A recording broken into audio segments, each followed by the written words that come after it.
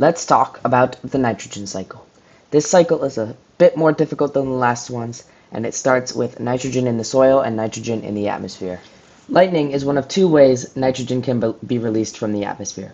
It breaks down atomic bonds of nitrogen and allows it to bond with oxygen, and when it rains, these nitrogen-oxygen molecules dissolve in water and precipitate to Earth during storms in the form of nitrates. Nitrogen-fixing bacteria on Earth's surface use and convert this gaseous nitrogen into usable compounds.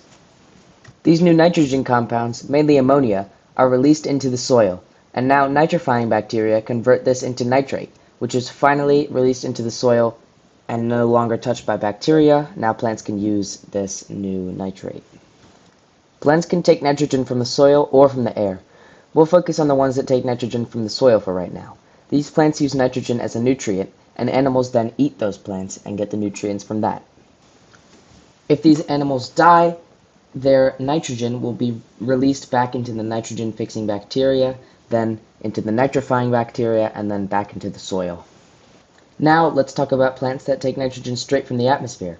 They take nitrogen straight from the air, and with the help of nitrogen-fixing bacteria in their roots, deposit it into the soil. Finally, nitrogen can go directly from the soil to the atmosphere by denitrification, which is a process done by bacteria in which they convert nitrate into nitrogen gas. Lightning will then take this nitrogen gas and bring it down to nitrogen-fixing bacteria, which will then bring it to nitrifying bacteria, then back into the soil, then into plants, then into animals, and then back into the cycle, and it will continue and continue.